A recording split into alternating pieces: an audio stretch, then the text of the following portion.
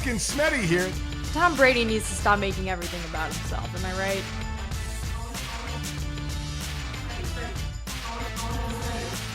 Welcome to yet another edition of Golic and Smetty. Michael here along with Jess Matana. Jess, we are getting closer and closer to the Super Bowl out here in Arizona, where I feel like I'll be hosting everybody, even though I'm a little bit of ways from everything. But it's getting close to that time. A lot of football to talk, but a lot of other things going on out there. How you doing? I'm great. Mike, I actually have something that I think we need to discuss first before we talk about the championship weekend and the Super Bowl. I heard that you've been an asshole to your family lately. What? Where are you hearing that from? Oh, are you talking to Sydney? I have been talking to Sydney. Oh, God. Tell everyone the game you've been playing with Sydney that you've been a sore loser about. Allegedly. I have no idea what you're talking about. You mean Uno? That? I do mean Uno. Yeah, we play like on the phone Uno, me and Sydney and Chris and Sydney's husband, Ben. It's one of those you don't have to be in the same room doing it. But yeah, she rolled us last time. It was bullshit. She was somehow cheating. I don't know how, but she's somehow cheating. They're getting some stuff redone in their house here. They live about 15 minutes from us. Again, Ben is in med school. So they've been staying with us for the last week. So you're all in the same room on like different chairs playing Uno on your phone, and you're just cursing everyone out loud. Pretty much. Yeah, okay. Everybody says I'm a sore winner, and I don't understand that at all. That is exactly what she said. She didn't say sore loser. She said sore winner. Yeah, which one I don't understand. Listen, you work hard to get a victory in things, so what's wrong with celebrating said victory? It's like in baseball. When you hit a home run, you're supposed to just keep your head down and run the bases. Man, why can't you celebrate a little bit? It's not easy to hit a home run. It's not easy to win at Uno, right? So you got to celebrate the victories when you can. To be honest, I do kind of agree with your perspective because my family plays Monopoly Deal. I'm not sure if we've ever discussed that on this show before, but it is the card game version of Monopoly. I've never heard of that. It's fantastic. It moves a lot faster than Monopoly. Like that's you good. Can play right, which is the slowest game on earth, and most people don't even really get the rules because it's so tedious. But the card game, it moves a lot faster. The games are like 15 minutes long tops, and the objective is to collect 3 sets of properties. But then you have like money, you can steal cards from other people, all this stuff. So there's a lot of shenanigans, and I'm the best at it in my family. And we played all weekend because my folks are in town, and it was not pretty for them because I am a humongous sore winner as well. Oh, so we're alike, right? Yeah. I hope we never play cards against each other because I don't think that would end well for this podcast. That could be brutal. So this is a Monopoly that has to do with thievery and kind of the underworld. So you're good at it. I'm really good. Yeah. I'm ruthless. Some people, a lot of times when I'll teach someone how to play it and it's their first game, maybe someone other than me would go easy on them, but no, I'll steal all their cards. Like I'll do anything to win. I don't care. Wow. Okay. I respect that. You're right though. Us competing against one another would be very, very, very difficult. We need to be on the same team. I agree. Boy, that would be. Could you imagine like times 2 us talking shit to everybody if we win stuff? Wow, that. Although it would be fun if we ganged up on Gojo and Sid and beat them at something because they would not handle it well. We would when we were in Connecticut when I was at ESPN. We lived like 5 minutes from a putt-putt course, and we used to go all the time. We loved it. And at one point, I know Mike was talking about this on his pod and Gojo. At one point, all of us in the family owned the course record for our age group. I mean, that's how much we played there. But I mean, by the 3rd hole, if Mike was sucking, I mean, he once threw a putter into the Farmington River. The course runs right along a river. It's very pretty, and he hoisted his putter into the river. Yeah, I respect that. Yeah, he does not. His fuse is short. And when shit ain't going right for him, man, he blows up. It's hilarious. And then all you got to do is like egg him on a little bit, which sounds like you'd be good at that. God knows I do it. You just twist the knife a little bit when things aren't going his way just to see him implode on himself. Maybe we can carve out some time to do some putting while we're in Scottsdale. We'll see. That might be a a fun side quest during Super Bowl media week. We may have to try some of that. Yeah, that would be interesting. But it's getting close. Before that, though, listen, we got championship games to talk about in Super Bowl, but it's going to be so much talk about it. We got the Pro Bowl coming up this weekend. And for the first time, it's like not going to be an actual game. We have seen this game deteriorate into basically flag football with pads on. Now they're going completely flag football. And Jess, I've always been one of those. Every year people bitch about it. And I say every year, don't watch. It still rates, it still rates decently. That's so that they're putting it on, TV. Obviously, contractually, they have to put it on TV. But I would say it's just like bowl games. When people complain there's too many bowl games, don't watch. Don't watch it. I agree. I don't really watch it on TV, but I will often see things that get clipped and put on social media. And, people will tweet about it and some things will go viral. And this has only happened recently with the different skills competitions and things. But it's fun and it seems like everyone's having a good time. And, as long as no one's getting hurt, there's a lot of fun things you can do with players. So I'm glad they're branching it out now. Yeah. You were reading some of the events to me. Can you tell us some of those? Because one involves water balloons. I don't know what that's going to be, but it's all very weird. It's like little kid carnival games or something. It's like the Nickelodeon CBS show turned into a long event. That's exactly right. Yeah. So, there's obviously the flag football game, which there may be more contact in that game than the actual Pro Bowl, the way it was run. We'll have to wait and see. But, that'll be such a high-scoring game. And then they do dodgeball again. So, who doesn't love a great game of dodgeball? Have you ever played dodgeball? I played when I was in 7th grade with those really soft balls that can't actually hurt anyone. That game gave me anxiety, though. There is no more anxiety-inducing gym game than dodgeball. Yeah, so we play dodgeball, we play kickball as well. And then it all, I don't know when it changed because remember you would pick your teams and then the kids that always got picked last were always, bummed out about it. Who got picked first, who got picked last, and I'm sure in society we don't do that anymore. I'm sure nobody picks no, we can't do that. Nobody can be picked last. We can't have that anymore. So I'm sure that doesn't happen. But we have dodgeball. Well, it happens in the NBA All-Star game now. Yes, don't they still pick, LeBron and Kevin Durant pick teams? I love that. And they talk shit about it if you're picked later. I think it's hilarious. Yeah. So we have dodgeball. Then we have something called lightning round. And one of the things in lightning round is the water balloon toss. Everybody's done that, right? You fill up balloons with water, and you fill them up pretty high so they can break somewhat easily. And then you start at a distance, and you toss it back and forth, and you keep backing up until the last team has the balloon. I've done that, and there's the technique of when you catch it, you got to give with your hands. Cradle it. Cradle it, exactly right. So, listen, I'm sure people are going to read that and say, how dumb is this? But I kind of like watching it. I kind of like watching this. Yeah, it should be dumb. It's not a real game. The Pro Bowl doesn't matter. It's for fun. It's for TV. It's for advertisers. It's Here's what's crazy is going to be the people that bet on all these. That's what's going to be amazing.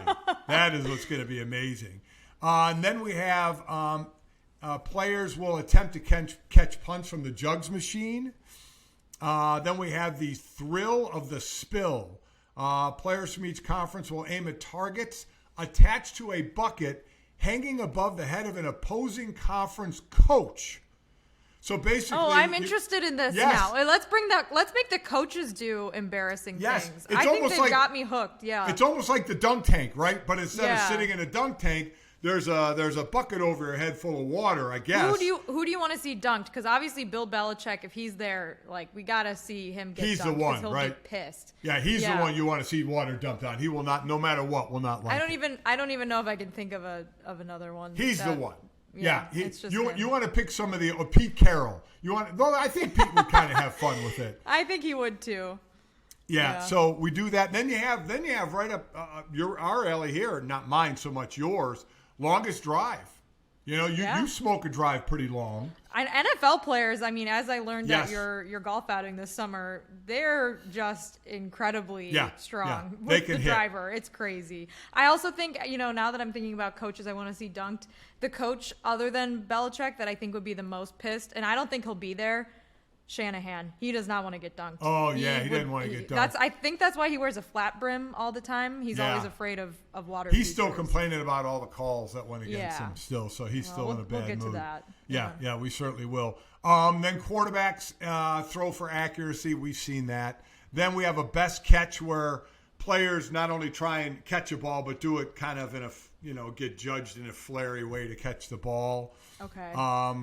Gridiron gauntlet showcasing strength, speed, and agility. 6 players to see who finishes first and wins 3 points for their team. The 4-part Sounds like the gauntlet. challenge. It's a 40-yard dash, a series of breakaway walls, a section climbing over walls and under tables. It's kind of like the old Superstars competition when they would go over the wall and under yeah. I don't know if you've ever seen it. This was way No. back when. No, but have you ever seen the challenge on MTV where they do all the? Oh, yes. Yeah, it's like that, except probably minus all the gunpowder. I don't think the NFLPA would approve. Probably not. I think yeah. this is more along the lines of those of my era who saw the old Superstars competition. That's what this is going to be. And I always like to watch that. And you got to get the kickers involved. So they're playing tic-tac-toe. Oh. Yeah, they need to get dunked, did you say? I'm just kidding. I love kickers. I love everybody. Wait, so you have to, I assume, punt a ball onto a grid and try to get that seems hard. Yeah, each team's kicker, punter, and long snapper compete in a giant tic-tac-toe competition showcasing their skills. So basically the snapper obviously snaps it, I would imagine, too, and you try and get tic-tac-toe. So not sure what the holder. I'm intrigued. I'm probably going to tune in for some of this. Yeah, so it's kind of like there's that golf competition they have with partners, and they do stuff where they're trying to hit it into a plate glass or trying to aim it. So I kind of like that. So these kickers kick the ball, punt the ball, and long snap the ball to try and get tic-tac-toe. And then move the chains. You know what? I want a long snapper to go viral. I want long snappers to be more known. They're you see one some of of the them. most specialized positions. It's hard to do it. We don't know any of their names. Let's bring the long snappers in. We don't. You only know them if they screw up. And isn't it amazing of how? And I don't mean to despair. I don't mean this in a disparaging way to long snappers, but how do you pick a long snapper for the Pro Bowl? I mean, there's a lot of times players will have a vote, players, fans, however you want to do it. So I remember voting as a player, but how do you vote for a long snapper? How do you know how do you that's the best one? Well, I always thought about how you decide in high school to become a long snapper, because the guys who play D1 football and are long snappers, they know that they're playing that when they're 16 or 17 years old. You specialize in it early, and you go to long snapper camps going into the summer before, senior year of high school, and then you pick your school. There's 16-year-olds out there who are I'm playing D1 football and I'm long snapping. And I think that that's just such a niche for and listen, you player. get a free ride to college for it. Listen, so when I played, it was I'll never forget in the NFL, Bruce Matthews, probably the best, most athletic offensive lineman I've ever seen play tackle, guard, center, everything. He was the long snapper. When we did our test at the beginning of the year, it was a 12.5-minute run, which, by the way, is a stupid test.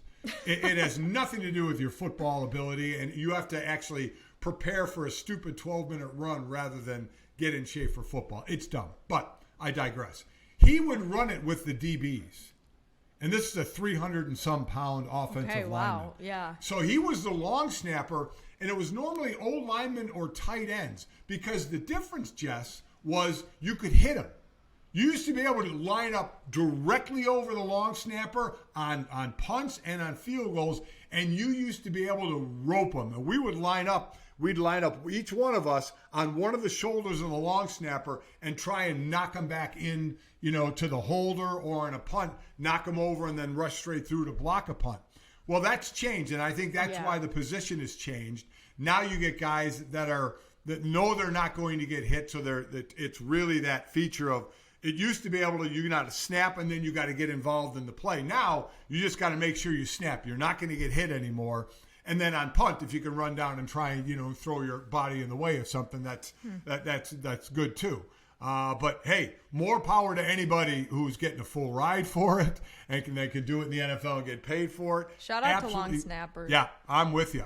And then one of the last things I see, the old-fashioned, they call it move the chains. It looks basically like it's a tug of war.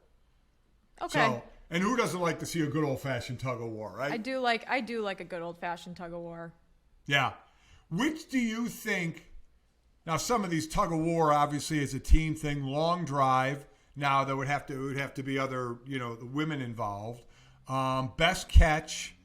Are you asking what I think I could compete at? Yes, because dodgeball. I actually have an balloon answer. toss. I have an answer for you, Mike. Okay. Which is that 3 years ago when the Super Bowl was in Miami, I went to the NFL experience that they set up for all the fans, where they have all the 40-yard dash set up and the long jump and the high vertical jump, all that stuff.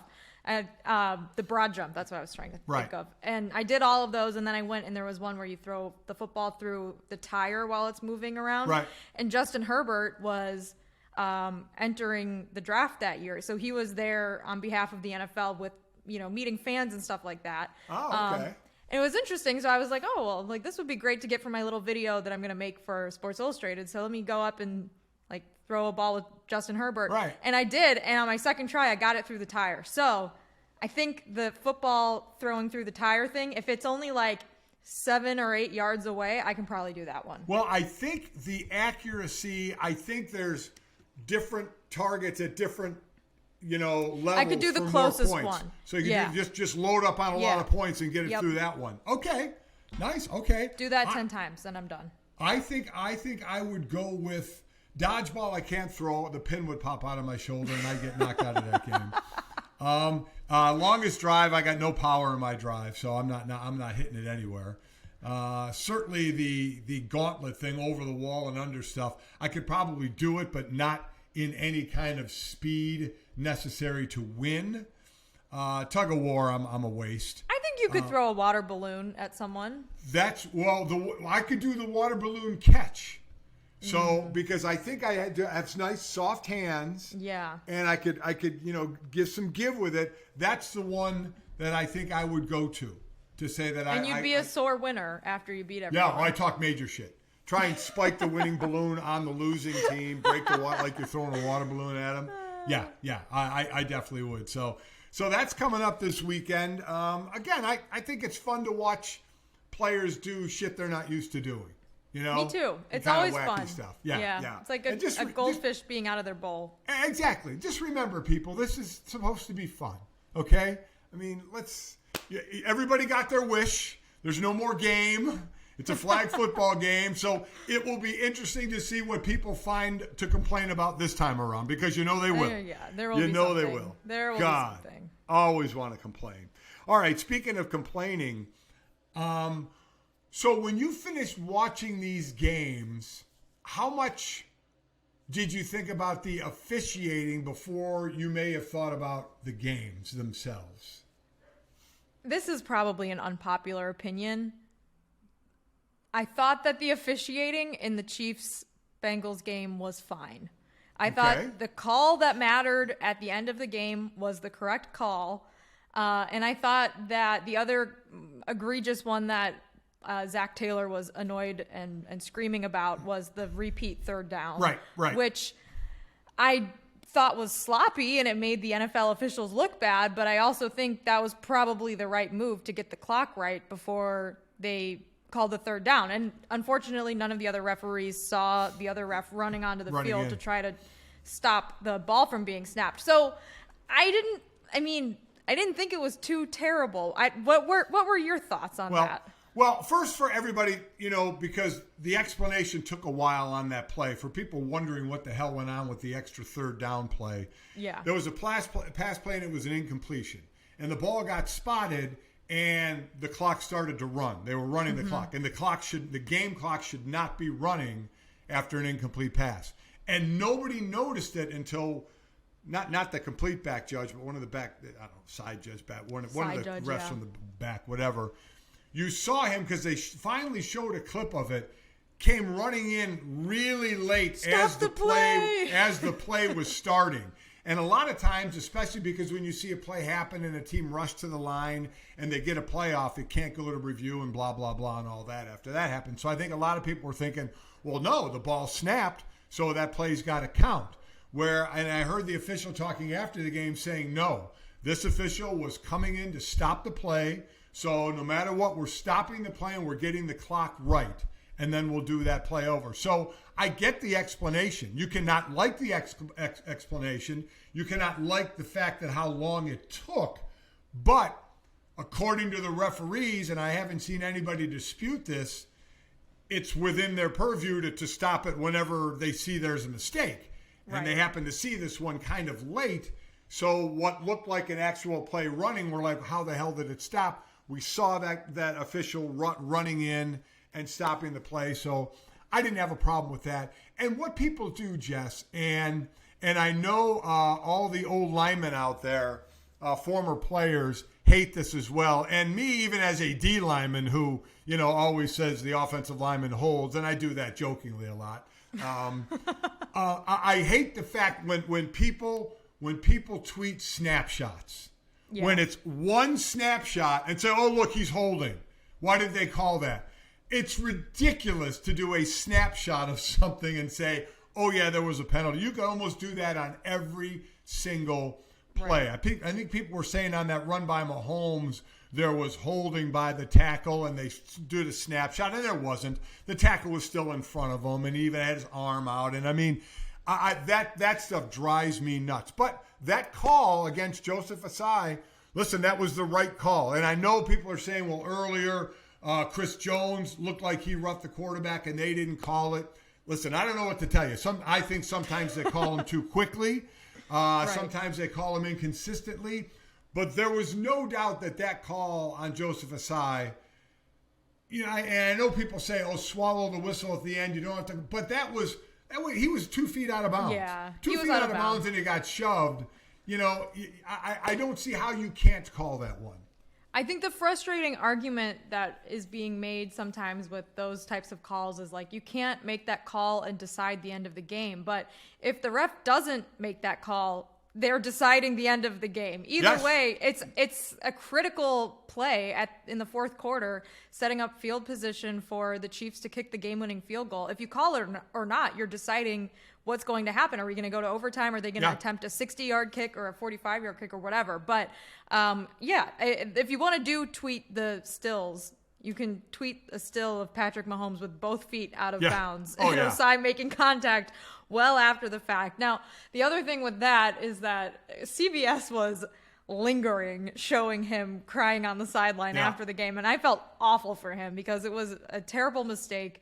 It certainly wasn't the only mistake the Bengals made in the game, so he shouldn't get all of the blame for it. But that's a really just awful way for your season to end. And so I feel, and he's hurt too now. He hurt his knee. Yeah, hyperextended his knee. And I get it, but that's what we all sign up for though, Jess. I mean, the cameras are there. You know you can be the hero and you can be the GOAT. So that's just the way it goes. GOAT means greatest of all time now.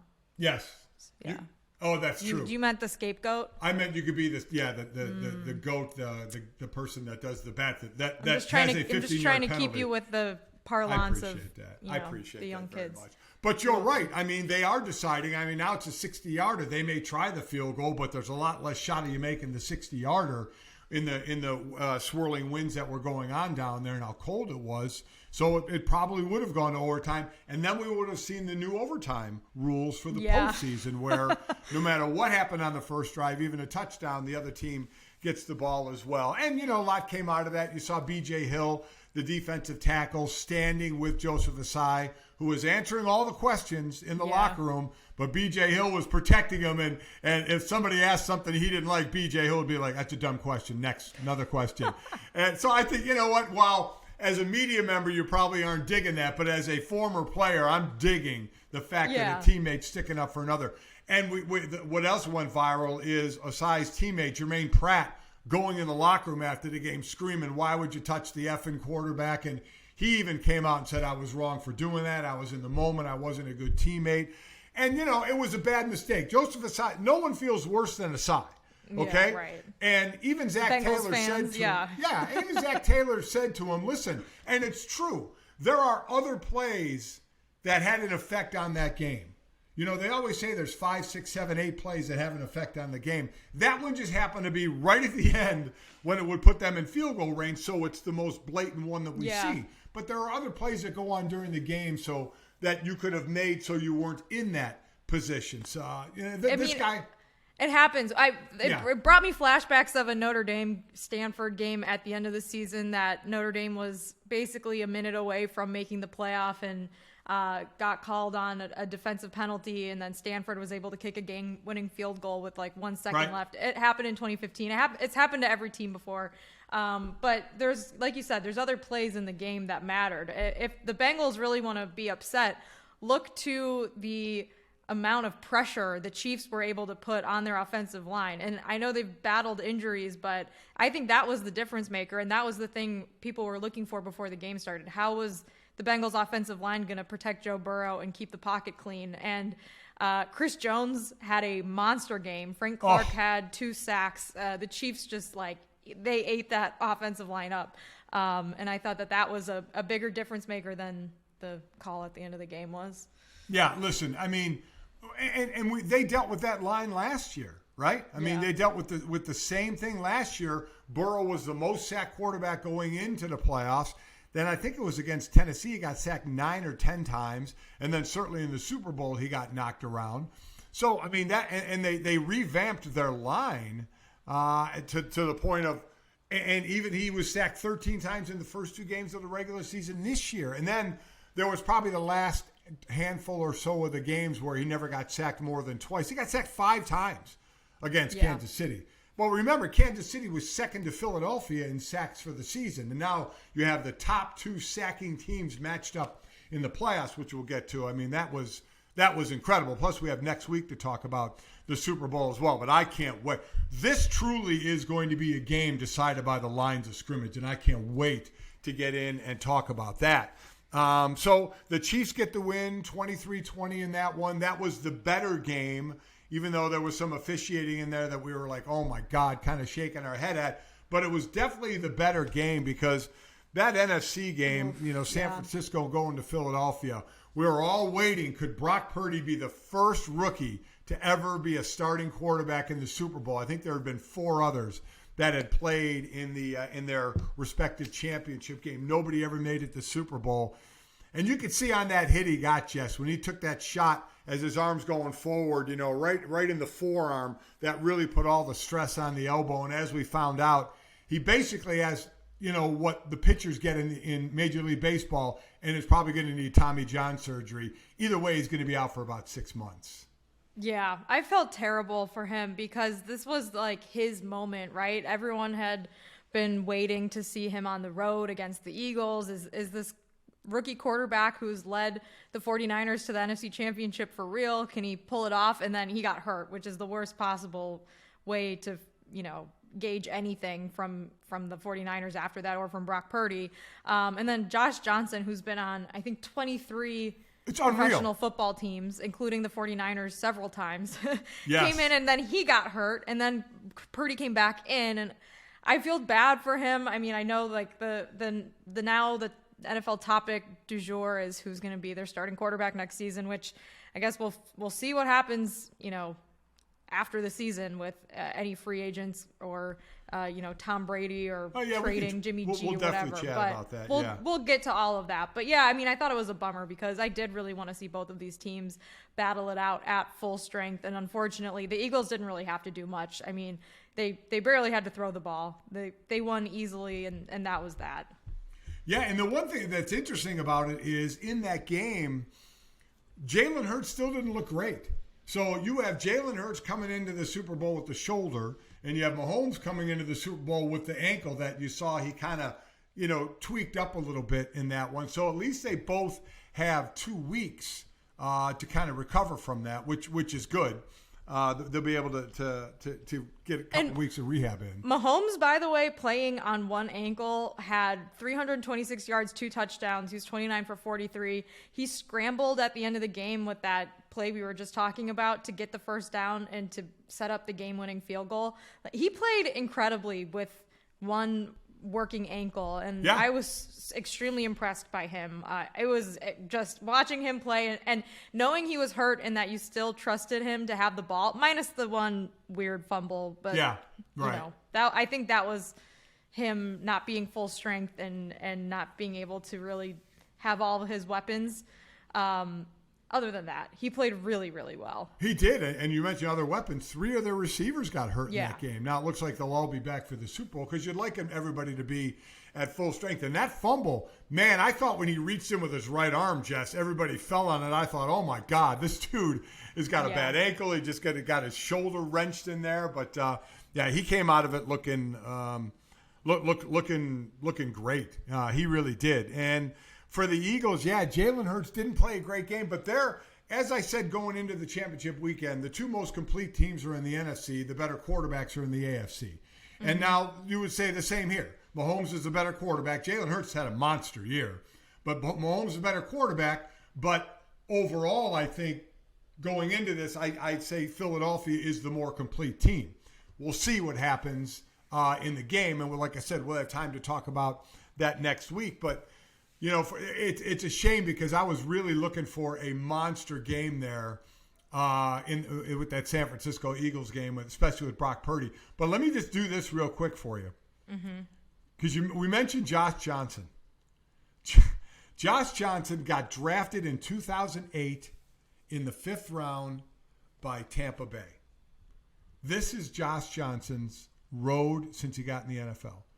Tampa Bay, San Francisco, Sacramento Mountain Lions, Cleveland Browns, Bengals, 49ers, Bengals, Jets, Colts, Bills, Ravens, Giants, Texans, Raiders, Redskins, the San Diego Fleet, Detroit Lions, the Los Angeles Wildcats, the 49ers, the Jets, the Ravens, the Broncos, and now the 49ers. And in 2020, he was the XFL passer rating leader. I mean, it has been his basement. I hope he kept a jersey from each team. Every single jersey. Can you imagine how cool that would look? That would be. I don't think anyone would have the wall space for that. And in all that time, his career NFL stats, he has 13 touchdowns, 16 interceptions. He's passed for all of 2,200 yards and rushed for 425 in all that time. God love him. God love him, still there doing his thing. So, like I said, we got Super Bowl to talk about next week. I'm very intrigued by the matchup. We'll really get into some breakdowns when we're all out here in Arizona. But now I'm hearing, the talk, Jess, going into the offseason is what you do now is you start to put a bow on the other teams whose season have ended. We still have time to talk about the Chiefs and the Eagles. And the main talk is San Francisco. So you got Trey Lance, who's already had 2 surgeries. You got Garoppolo, who'll be a free agent and can't be tagged. So someone's going to throw a bag of money at him. So he will not be back in San Francisco unless they can't get another quarterback. Brock Purdy is now out for at least 6 months. Mm-hmm. It sounds like whether he has the surgery or not, the rehab is going to take that long. So what do? And the scenario would be with Tom Brady, you could sign him. With Aaron Rodgers, you'd have to trade for him and pay a bunch of money and give up assets. First, let's say the playing field was even. Would you rather have Brady for the next couple of years or Rodgers for the next couple of years? And Trey Lance and Brock Purdy are out of the equation. Well, well, listen. If they bring in Brady or Rodgers, that's who's quarterbacking the team. And okay, the good so thing just of Brady or Rodgers. Yes, the good thing is. So, and to keep going with this, they can actually keep Trey Lance and Brock Purdy because both of their salaries together on rookie deals is not an issue at all. Brock Purdy was making like no $900,000. Yeah, exactly. For an NFL quarterback. So on an even playing field for getting assets and money, which of those 2 quarterbacks would you rather have for the next 2 years? I think you'd rather have Tom Brady. I would rather have Aaron Rodgers. Really? Yes. I would Okay. rather. Aaron can move a little more still. He's obviously a little younger. A lot younger. That's a lot true. younger. Unbelievably accurate. They both, I think, would be excellent. But I would go with Rodgers. Now, the biggest difference is Brady has never asked for an exorbitant amount of money, right? Yeah. And these starting quarterbacks are getting $40 million a year. Who knows if Brady would even want that or ask for that?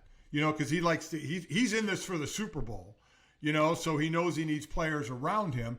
And I'm not disparaging on anybody who wants the money. If you want to go get all that money, go get it. It's up to the team to figure out the cap. Mm-hmm. But we know Rodgers is getting that money. He is owed a lot of money, and you would have to trade for him. So now you're paying a shitload of money, but you don't have a lot of money invested in your quarterbacks now anyway. And you're going to have to give up assets, of which they don't have I don't think they have a first, second, or third rounder this year. So it would be future number 1, number 2, whatever it's going to be. So now giving up the assets, I wonder if it makes it better to say, yeah, I'd rather take Brady and not have to give up all those assets. Yeah, that's true. I mean, Brady had more pass attempts this year. He had more yards. He had about the same number of touchdowns, fewer interceptions. But like you said, Aaron Rodgers, he is more mobile, whereas Tom Brady is not moving well at all. I think from reading the tea leaves, it seems like people are really high on Aaron Rodgers going to the Jets now that they have Nathaniel Hackett as their offensive coordinator, which, by the way, was the Broncos' hope last season, and then he did not go to Denver, and then they traded for Russell Wilson, and now they're in cap hell for a few years. So and the Jets too, real quickly, are getting destroyed for hiring Nathaniel Hackett, who I saw Mina Kimes put out a bunch of stats. She's incredible. Put out a bunch of stats on just how mediocre the offenses were where Nathaniel Hackett has been before being a head coach.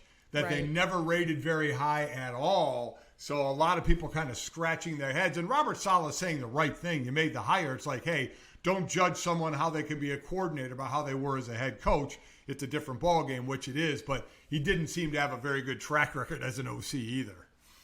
Right. I mean, no matter who you prefer, if Rodgers and Brady are both interested in the 49ers, which I think Brady is the one being more linked to the 49ers, they're both still performing incredibly well for their respective ages. Yeah. And I don't really know. I think if you're the 49ers, you probably don't feel great about the fact that both guys you have on rookie deals now are going to be coming off of major surgeries. Yes. It's not like, a little meniscus tear or anything like that. Like, the UCL injury is serious. And I don't really know, even if, say the 49ers lost on Sunday and Brock Purdy had a normal stat line and nothing spectacular happened, I don't even know if they would want him to start next season. Say, probably, he's our guy, right? Probably not. Right, because you have a team that is ready to go. I mean, so ready for the next couple of years. Their window is open. And even with Brady, it seems to me, just thinking more about it, he'll cost you much less from assets to money. And in this offense, you don't need him to be too mobile. He's got so many weapons to get the ball to. Which is interesting because Trey Lance is the opposite type of quarterback from that. So you're going, if one of them gets hurt, if you say you keep Lance, you trade Purdy, or you keep Purdy, he's your third string, and you have Tom Brady, whatever combination of quarterbacks you have. Because like you said, Purdy's pretty cheap to keep around. If Brady gets hurt, then your backup is a running quarterback. Does that screw things up? Do you want the same type of quarterback in your system? Are you a offensive coordinator wonderkins who thinks it doesn't matter and you can kind of plug anyone in and go? Which, I don't know, Mike. I think last week I said I thought Brady would stay in Tampa. This week it seems like all this NFL insiders are high on him going elsewhere. So I don't know where else. Well, I think the Raiders are the only other place that I've heard people talking about him potentially going to. But then you're in a pretty difficult division. Well, I mean, that's what I mean. If I'm a quarterback, I mean, I'd rather be in the NFC, right? You'd rather be in the NFC South. They just made the playoffs with a losing record. With a losing You'd rather record. Stay put, I think. But even going to San Francisco, I mean, the Rams had a down year. Let's see how they come back. Seattle had a better year than we thought off of Geno Smith. Arizona is kind of lost right now. So that's still not a bad division to be in. And let me ask you this. Brady did play for the 49ers, would he be the best quarterback in that division? Yes. Kyler Murray. Like, by far, right? Kyler Murray, Geno Smith, Matthew Stafford. Yeah, I would say if you had a choice there, you'd take Tom Brady. I mean, I will say Geno Smith did very well. He had an excellent year. Listen, you can take nothing away from a guy who basically we didn't think much of. We thought they were rebuilding. He gave us all, the finger, basically. Figuratively, he gave it to us. And he was right to, because he had a monster year. But, yes, Tom or Aaron would, I think, automatically be the best quarterback. Yeah. I don't think you could say the same for the AFC West. I think I agree with that. And Mahomes. That's why I think going to the AFC, these quarterbacks, I think it would be tough. I think that the gem spot right now, if you're Rodgers and Brady, is San Francisco, because their window is open for a couple of more years. You probably got a couple of more years, even though with Brady it seems wild to say. A couple of more years would be he's playing at 47, which is a joke. Which is crazy. But you give up so much less to get him than you would for Aaron Rodgers, even though Aaron Rodgers is a number of years younger. That's going to be the interesting thing in the offseason. But, yeah, the AFC is tough because of all the competition there. The NFC, I think, is definitely the place to be. I would see Aaron staying in Green Bay way more than I would see Tom staying in Tampa. Wouldn't you agree? Because even though Tampa could probably win that division and make the playoffs, it's not about making the playoffs for Tom. It is Super Bowl or bust. Yeah. And this Tampa Bay team is not making the Super Bowl. I mean, now they've been stealing from Peter to pay Paul. They got to pay a few players or let them go. This team is going to be different. So I still think San Francisco and Philly are the two top teams in that conference right now. And San Francisco, I don't think there's any doubt, is looking for a quarterback right now. Yeah, I think you're right. I mean, I think it totally depends on whatever his motivations are. If it's just to win another Super Bowl, which for a lot of quarterbacks it is, but not necessarily always, San Francisco seems like the best bet. I'm with you on that. All right, so we got Super Bowl next week. We'll get into the game some next week when we will all be here in Arizona. Jess, is there anybody when you go to the Super Bowls that you want to meet, that you like? Are there stars out there, whether in sports or in entertainment, that you have met, that you've been like, oh, wow, this is really cool, or want to meet? Has that happened? That's a good question. Anytime I run into like a former Notre Dame player that I watched growing up, I get pretty giddy. Or like a former Steelers player. Like if I saw like Jerome Bettis, who was both in person, right, I'd be pretty ecstatic about that. Or if I saw like, Mike Tomlin walking around, I think I would get a little starstruck. There were a couple years while Juju Smith-Schuster was on the Steelers that I tried really hard to track him down and get him to do interviews with us. Didn't happen, never worked. But usually I look for those types of people. I'm more on the entertainment side. Now, there was a player that I met a number of Super Bowls ago. Growing up in Cleveland, I always liked the Browns, but unfortunately they didn't win. So if I was looking to root for a team going into the playoffs, then I was a big Oakland Raider, Kenny Stabler, and that whole crew fan. Okay.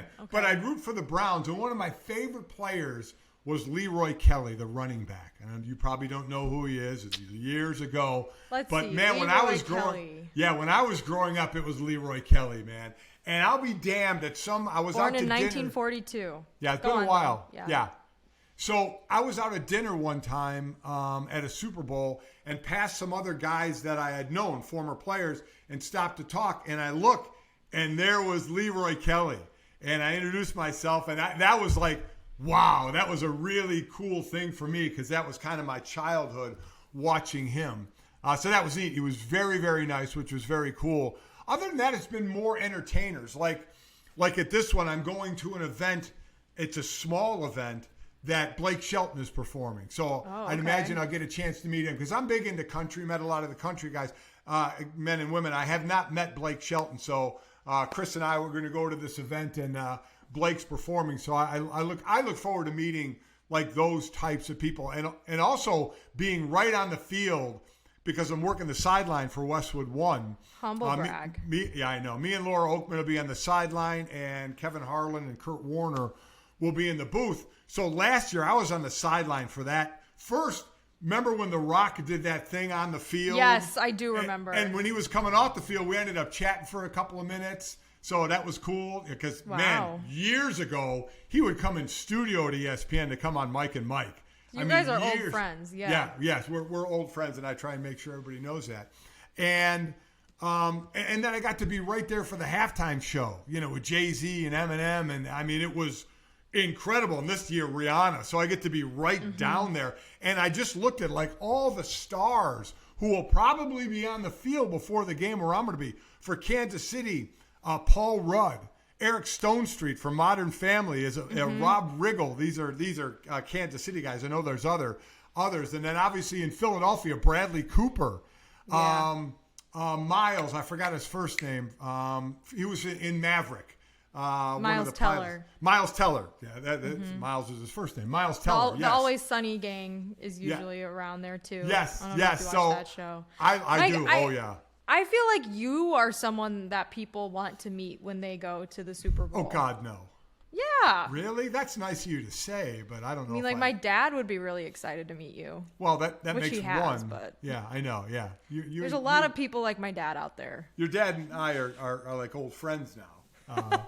But oh God, he would be blushing if he heard that, which he probably will. It is a ball. I look forward to being on the field for the game just to see what stars are kind of running. I got to get me a selfie with Bradley Cooper. It's good looking young man right there. I appreciated all the name drops. I will probably be meeting none of those people. The most famous person I will probably see will be your son and you, I guess. Well, that's a shitty Stu week Gotts. for you then. But yeah, if you meet anyone famous and you have an extra ticket to any events, you know what number to call me at. I know where to go. You'll get it before Stu Gotts, that's for sure. That's all I can ask for, really. Yeah. I won't embarrass you. So no, that is very true. I never worry about that. Whenever Stu's with me, I worry whoever we're talking to may never talk to me again.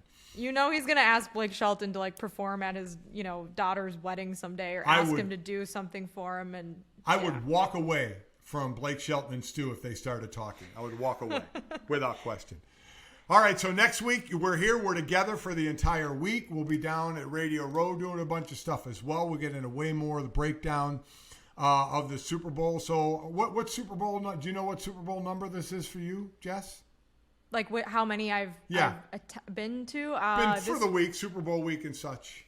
4. This is my 4th one. 4, okay. Yeah. This is your second? This is second. Third? I'm working. This is, as far as being at a Super Bowl, this is my 27th.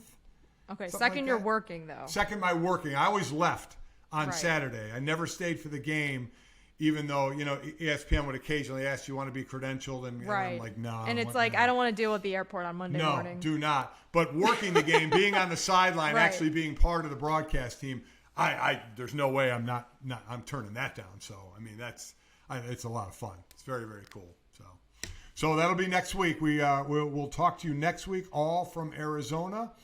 And I know, Jess, we got a couple things planned that maybe we'll have some fun to talk about as well. And if nothing else, you and I will team up to go against other people, and we'll be the sorest effing winners you've ever heard. Hell yeah, absolutely. I can't wait.